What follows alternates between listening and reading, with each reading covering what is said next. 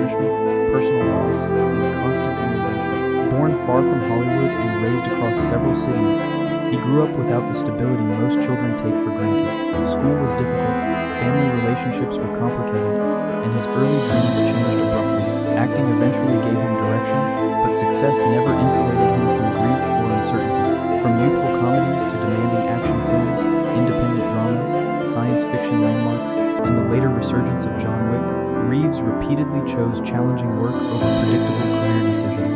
Away from the screen, the account of his life is equally shaped by loyalty to family, generosity toward colleagues, devotion to privacy, and an unusual discomfort with celebrity excess. As he has grown older, his story has become less about invincibility and more about endurance, perspective, compassion, and continuing forward despite everything time has taken. A childhood defined by movement and absence, Keanu Reeves was born on September 2, 1964, in Beirut to Patricia Taylor, an English costume designer, and Samuel Reeves, whose family roots included Hawaii and Chinese ancestry. His name, associated with the idea of a cool mountain breeze in Hawaiian tradition, suggested calmness, yet his earliest years were anything but settled.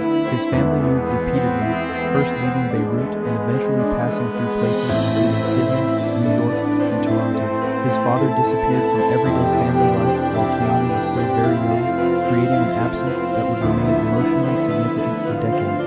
Although Keanu had occasional contact with him during childhood, the relationship gradually faded until father and son became completely estranged. One of Keanu's final memories of him involved quietly sitting together beneath the night sky during a childhood visit to Hawaii. There was no dramatic farewell or meaningful resolution afterward. They simply separated, and the relationship never recovered. His mother carried the responsibility of raising the family while also trying to establish her own life and career. For Keanu, the constant movement and changing family structure meant that home rarely felt permanent. Long before Hollywood made him internationally recognizable, he had already learned one of the central lessons that would shape his personality. People, places, and circumstances could disappear without warning, so identity had to come from somewhere deeper than stability. Growing up around changing families, Patricia Taylor worked hard to provide for her children, but her personal life went through several transformations. She married more than once after separating from Keanu's father, and each relationship introduced another household structure into her son's life. One of her marriages was to Broadway director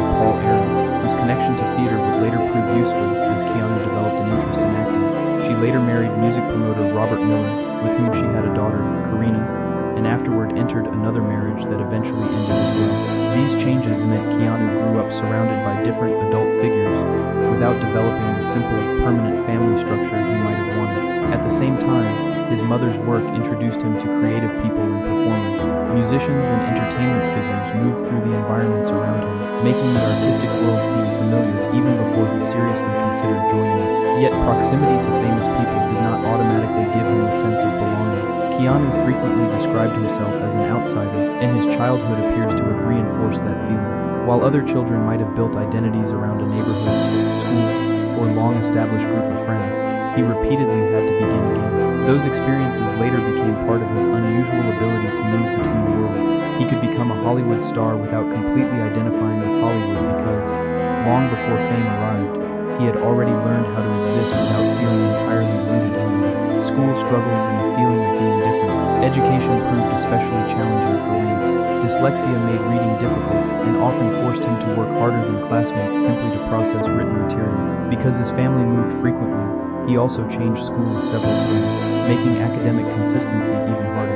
By his teenage years, he had attended multiple high schools and struggled with both discipline and the expectations of traditional classrooms. His behavior could be energetic and disruptive, and he was eventually asked to leave one school. Reeves later explained that difficulty reading contributed to his belief that he was not a strong student. Instead of feeling intellectually comfortable in school, he often felt as though he were trying to conceal how much effort ordinary assignments required.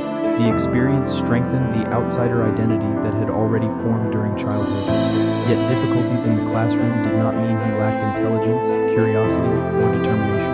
His strengths simply appeared more clearly in physical activity, performance, and situations that demanded instinct rather than conventional academic methods.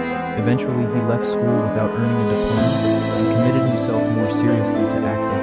That decision could easily have led nowhere. At the time, he had no guarantee of becoming a professional performer, much less one of the most recognizable actors of his generation. What he possessed instead was persistence, emotional sensitivity, and a willingness to build a career through experience.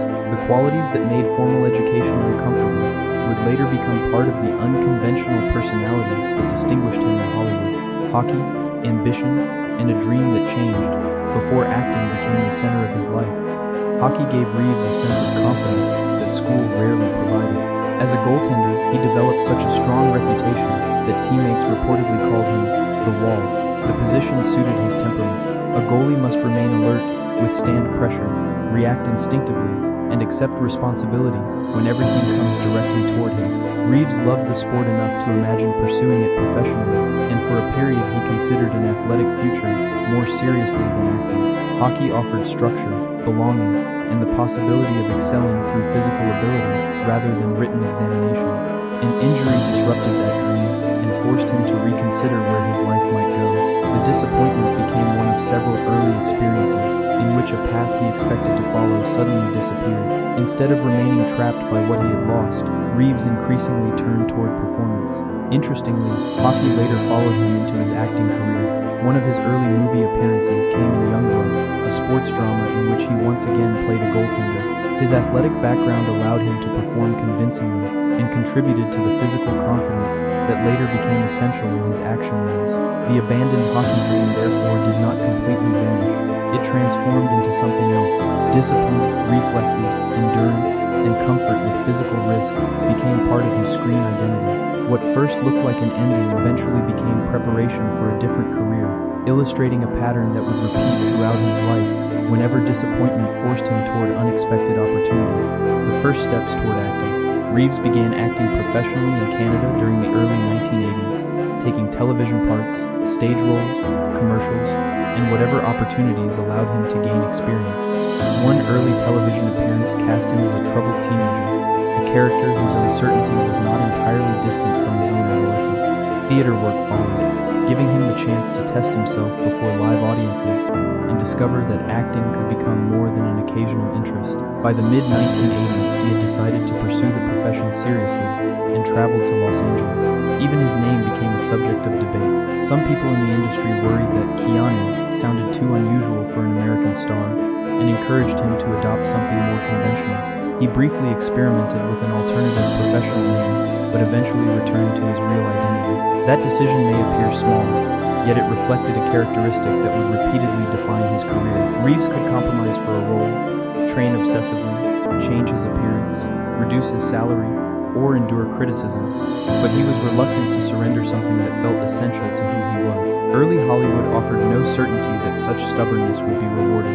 He was still an unknown actor competing against thousands of others. Nevertheless, he continued. Rather than constructing a carefully manufactured celebrity persona, he gradually built a career around his own unusual combination of seriousness, awkwardness, physicality, emotional reserve, and sincerity. River's Edge and the arrival of serious recognition. A major turning point arrived with River's Edge in 1986. The dark drama centered on teenagers confronting a horrifying crime within their social group and gave Reeves material far removed from conventional youthful entertainment. His performance demonstrated that he could inhabit uncomfortable emotional territory without making the character feel theatrical. The film helped critics and casting directors see possibilities beyond his appearance and youthful energy.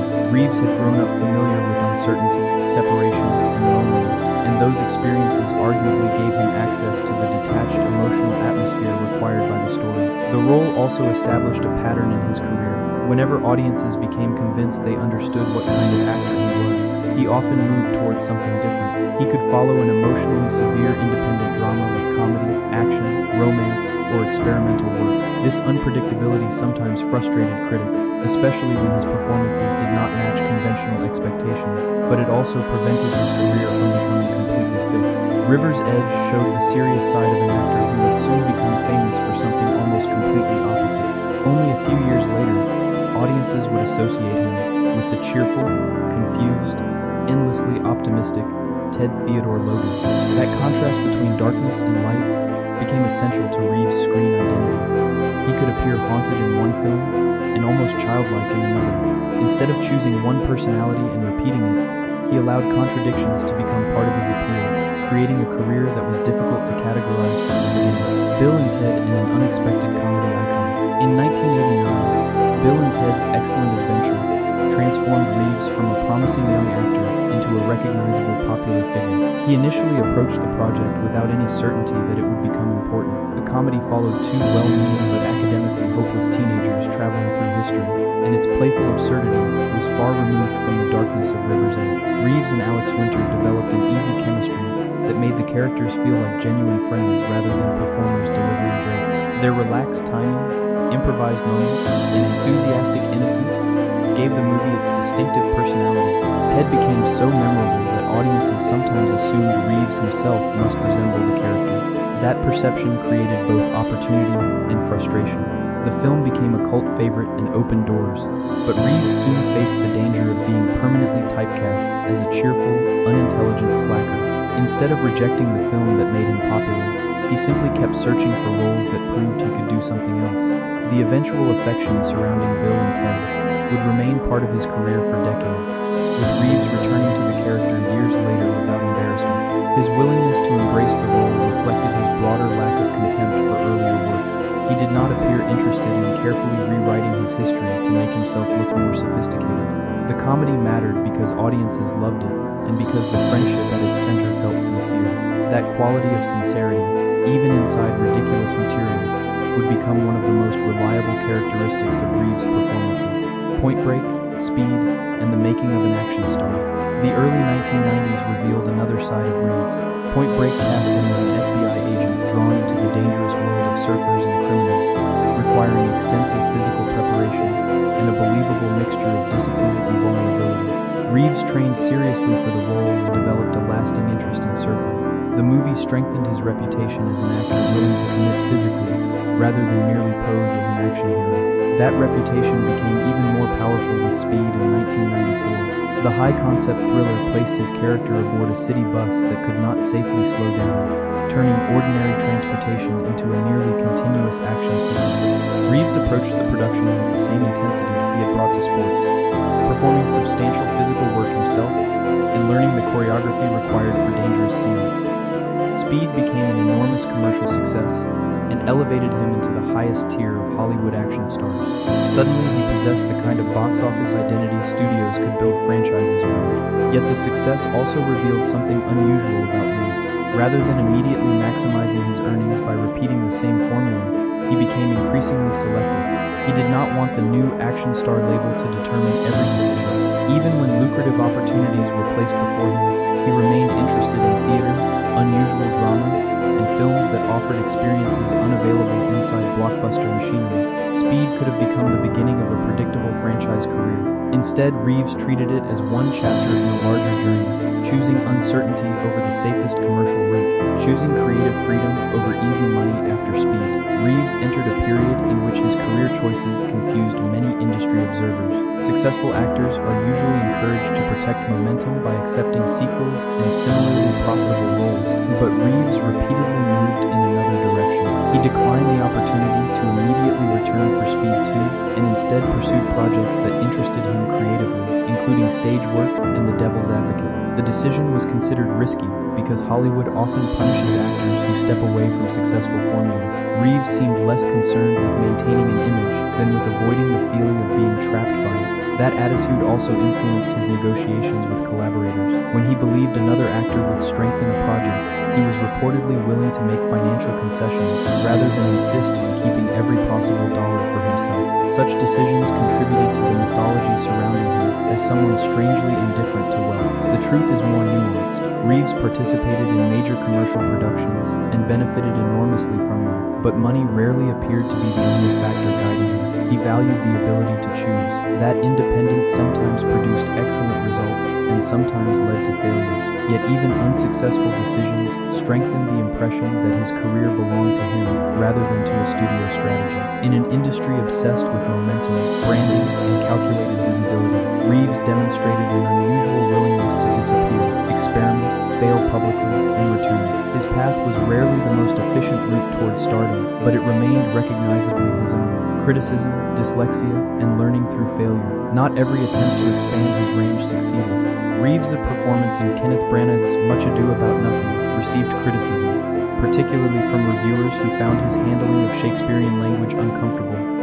The difficulty was especially significant because Reeves had spent much of his life struggling with dyslexia. Complex classical dialogue demanded exactly the kind of reading precision that had made school so difficult for him. Instead of avoiding the challenge, he accepted it and worked through the language with help from colleagues.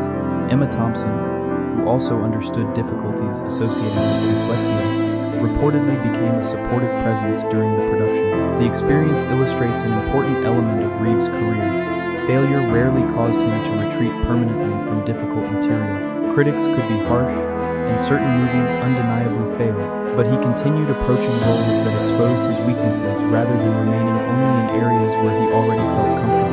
Johnny Mnemonic in 1995 offered another painful lesson.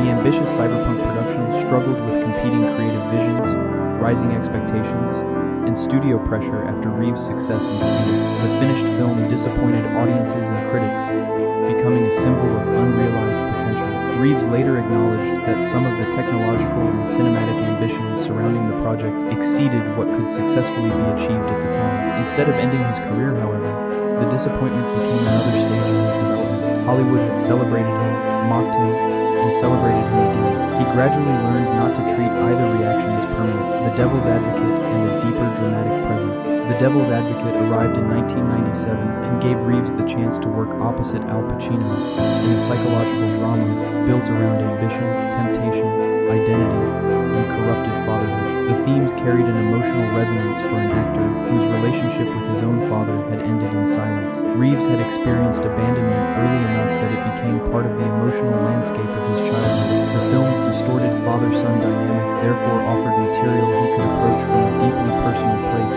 even if he rarely discussed those connections publicly. Pacino's explosive style contrasted with Reeves' restrained presence, creating tension between two radically different acting energies. The project also demonstrated Reeves' determination to surround himself with performers who could strengthen the story.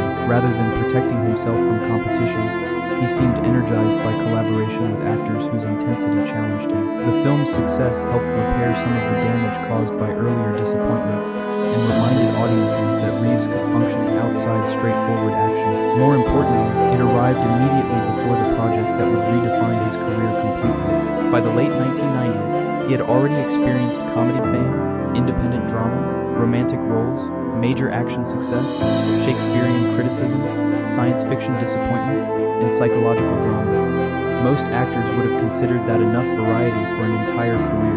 Reeves was still only approaching the moment that would make him an international cultural icon. The Matrix would combine nearly everything he had learned about physical performance, emotional restraint, philosophical storytelling, and cinematic experimentation. The Matrix and the physical cost of transformation. When Reeves prepared for The Matrix, his body was already carrying the consequences of years of sports injuries, motorcycle accidents, and physically demanding work. Serious spinal problems required surgery shortly before production, complicating the intensive martial arts training expected from the cast. Reeves nevertheless continued preparing while recovering, forcing the production team to adapt certain movements and schedules around his condition. The result became one of the defining performances of modern science fiction. Released in 1999, The Matrix combined philosophical questions about reality with groundbreaking visual techniques and highly choreographed action. Neo's journey from uncertain office worker to someone capable of challenging the structure of his world perfectly suited Reeves' quiet screen presence. His stiffness, restraint, and gradual physical confidence became part of the character rather than limitations. The film became a global phenomenon and transformed Reeves into something larger than a conventional movie star. Neo became an instantly recognizable cultural figure, and the film's visual language influenced action cinema for years afterward. Behind that achievement, however, lay enormous physical strain. Reeves had trained despite significant medical problems and continued pushing himself through subsequent installments. The contrast between the screen image and physical reality became increasingly striking. Audiences saw an apparently unstoppable hero bending the rules of reality, while the actor himself was dealing with a body that required surgery, rehabilitation, and constant maintenance. That contradiction would grow even more pronounced as he continued performing demanding action roles well into middle age, sharing success with the people behind the camera. The financial success of the Matrix series created enormous casual participants. Yet Reeves became almost as famous for what he did with success as for the success itself. Numerous stories circulated about his willingness to reward stunt performers, costume teams, visual effects specialists, and other crew members whose contributions were essential but less visible to audiences. Some popular versions of these stories have grown exaggerated over time, yet the broader pattern is consistent with how colleagues have described him. Reeves treats filmmaking as collaborative labor rather than a machine built around the star. He has frequently praised stunt teams and technical workers, and his appreciation became particularly visible during physically demanding productions. That attitude likely developed from his own involvement in action choreography. Because he trained alongside specialists and depended on them for safety, he understood how much unseen preparation went into a few seconds of finished footage. Reeves' relationship with money also differed from the stereotypical image of celebrity accumulation. He enjoyed motorcycles, books, art, and creative projects, but he rarely presented wealth as the center of his identity. Reports of private charitable giving further strengthened that impression. He seemed most comfortable when generosity remained quiet rather than becoming publicity. This preference did not mean he was uninterested in contracts or fairness. Like other major stars, he protected his financial interests when necessary. What distinguished him was the repeated belief that the people surrounding a successful production deserved meaningful recognition rather than being treated as invisible background. Kim Reeves and a brother's long vigil. While Reeves' professional life expanded dramatically during the 1990s, his sister Kim faced leukemia. Her illness became one of the most important private struggles of his adult life. Keanu reportedly reorganized parts of his schedule around her treatment, stayed close whenever possible, and contributed significantly to the cost of her care. Kim later described her brother as a protective presence who remained beside her through years of uncertainty. The experience deeply influenced Reeves' relationship with illness, money, and charitable giving. Cancer research and organizations supporting children became causes he quietly assisted through a private foundation and personal donations. He rarely placed his own name prominently beside these contributions, explaining that the purpose was helping rather than receiving attention. Kim eventually recovered, but the years surrounding her treatment occurred during the same period when Reeves was becoming one of the biggest stars in the world. The contrast was profound. On screen, audiences saw increasingly powerful heroes. Away from cameras, he was confronting a situation in which fame offered no magical solution. He could help financially, arrange his time, and remain emotionally present, but he could not control the illness itself. That experience reinforced a lesson Reeves had already encountered through childhood abandonment. There are circumstances no amount of success can command. What remains possible is presence. His devotion to his sister therefore became one of the clearest examples of the values later associated with him. He could not guarantee an outcome, but he could refuse to leave someone he loved to face uncertainty alone. River Phoenix and the loss of a close friend. Reeves developed a profound friendship with River Phoenix during the period surrounding My Own Private Idaho. Both actors were young, unconventional, and interested in work that challenged the safer expectations of mainstream Hollywood. Their performances in Gus Van Sant's film required vulnerability and trust, and their friendship extended beyond the production. Reeves admired Phoenix enormously and personally encouraged him to participate in the project. Their connection represented something rare in an industry where relationships are often shaped by competition. In October 1993, Phoenix died suddenly at only 23 years old. The loss devastated friends, family members, colleagues, and an entire generation of moviegoers who had regarded him as one of the most promising actors of his era. For Reeves, the death added another painful experience of disappearance to a life already shaped by abandonment. He rarely turned private grief into public spectacle, but those close to him described how deeply Phoenix's death affected him. Reeves continued speaking about his friend with affection decades later, often focusing on his talent and humanity, rather than the circumstances surrounding his death. Their relationship became one of several reminders that achievement could not protect the people he cared about. The experience also influenced the emotional reserve that increasingly characterized Reeves in public. He could be warm, funny, and generous, but he became careful about exposing intimate feelings. Grief was something he carried rather than performed, and that quietness would become even more pronounced after the devastating events that followed several years later. Ava, Jennifer Syme, and an unimaginable period of grief. The most devastating period of Reeves' personal life began near the end of 1999. He and Jennifer Syme were expecting a daughter they planned to name Ava. Late in the pregnancy, the child was stillborn. The loss profoundly affected both parents and placed enormous strain on their relationship. A future they had already begun imagining suddenly disappeared, leaving a grief from which neither fame nor professional success offered any relief. Reeves withdrew from public attention and reportedly declined work while trying to process what had happened. He and Syme eventually separated, though they remained connected. In April 2001, another tragedy followed, when Syme died in a car accident in Los Angeles. She was only 28. Reeves had now experienced the death of his daughter and the death of the woman with whom he had expected to build a family, all within a relatively short period. He rarely discussed these experiences in detail, but when he later spoke about grief, his words carried the weight of someone who understood that loss does not simply disappear. Rather than describing healing as forgetting, he suggested that grief changes a person and becomes part of the life that continues afterward. Those events altered how the public interpreted his quietness. What had once looked merely like shyness increasingly appeared connected to a man protecting an inner world shaped by experiences he had no interest in commercializing, working through pain and emotional exhaustion. During the years after those losses, Reeves continued acting, but several of his performances carried a subdued quality that critics sometimes interpreted as emotional emptiness. Projects such as A Scanner Darkly explored alienation, identity, addiction, and psychological fragmentation, themes that naturally resonated with someone who had lived through prolonged grief. The film's unusual animated visual style created a world where characters seemed detached even from their own bodies, and Reeves' restrained performance suited that unstable atmosphere. Other projects were less successful. The Day the Earth Stood Still, released in 2008, received poor reviews despite significant commercial expectations. Critics again described Reeves as distant, but by then his career had already demonstrated that public judgment could shift dramatically from one project to another. He no longer appeared desperate to prove himself after every disappointment. Instead, he kept working selectively while expanding his creative interests beyond acting. He became involved in books, motorcycles, independent cinema, and other projects that allowed him to exist outside the conventional blockbuster system. The quieter period after The Matrix was sometimes described as a career decline, but Reeves seemed less alarmed by the label than observers expected. Hollywood had repeatedly treated him as fashionable, unfashionable, brilliant, limited, bankable, and finished. He had survived all those descriptions. The deeper challenge was not rebuilding the public image. It was discovering how to continue living and creating after grief had permanently changed the emotional landscape of his life.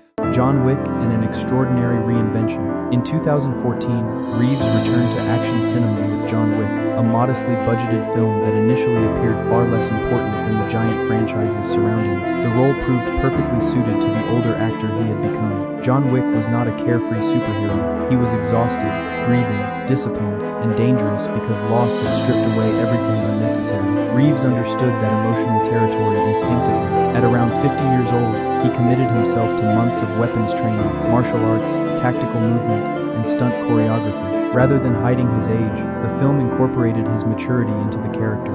Wick moved with precision instead of youthful recklessness, and Reeves' naturally restrained dialogue gave the character a mythic quality. The movie became a surprise success and gradually expanded into one of the most influential modern action franchises. Just as The Matrix had reshaped science fiction action 15 years earlier, John Wick helped popularize a more carefully choreographed style emphasizing long takes, practical movement, and visible performer participation. Reeves' willingness to train intensively became central to the franchise's credibility. Equally important was his relationship with the stunt community. Directors Chad Stahelski and David Leitch came from stunt backgrounds, creating an environment where performers normally treated as invisible specialists became essential creative partners. Reeves fit naturally into that culture. The project did more than revive his career. It connected his physical discipline, personal experience of grief, and collaborative values inside a character audiences immediately understood. The increasing physical cost of John Wick.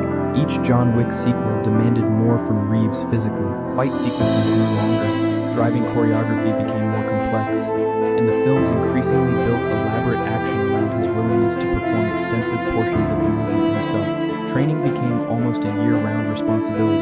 Reeves practiced judo, jiu-jitsu, firearms choreography, defensive driving, horse riding, and carefully rehearsed combat combinations. By the time later installments were filmed, he was approaching 60 and carrying the accumulated consequences of decades spent on motorcycles, sports fields, action sets, and operating tables. The franchise therefore created a paradox. Its popularity depended partly on audiences believing Reeves was genuinely participating in the action, yet every production made that participation more difficult. He increasingly relied on specialists to design movements that remained spectacular without becoming reckless. His respect for stunt performers grew accordingly. Stories from the productions consistently describe Reeves arriving prepared, repeating sequences until they worked, and thanking crew members whose effort made his performance possible. John Wick, Chapter 4 pushed the formula to remarkable extremes, including massive stairway fights, elaborate traffic sequences, horseback action, and prolonged battles requiring immense endurance. Reeves' age did not disappear from the screen. Viewers could sometimes see the character struggling to stand after punishment. Instead of weakening the illusion, that exhaustion made the action more believable. The films became less about an invulnerable assassin than about a man who continues moving even when every movement carries a cost, a theme that closely mirrored Reeves' own aging physical reality. Alexandra Grant and finding companionship again. For many years after Jennifer Syme's death, Reeves kept his romantic life almost entirely private. That changed gradually through his friendship with artist Alexandra Grant. The two met through creative collaboration and worked together on books combining Reeves' writing with Grant's visual art. Their relationship developed slowly, beginning with friendship and artistic partnership before becoming romantic. When they eventually appeared publicly together, the reaction was unusually intense because Reeves had revealed so little about his private relationships for many years.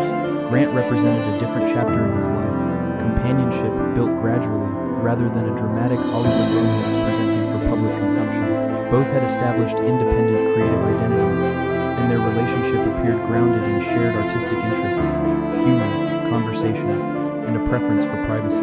Reeves continued speaking about her sparingly, but when he did, his comments suggested genuine happiness. Their partnership also demonstrated that grief had not closed him permanently to intimacy. The losses of his daughter and son remained part of his history, yet they did not prevent him from building another meaningful connection. Reeves and Grant were occasionally photographed attending events, traveling, or sharing interests, such as motorcycles, but neither seemed interested in transforming the relationship into a celebrity brand. That restraint matched Reeves' broader approach to personal life. He had spent decades learning how quickly intimate experiences could become public property.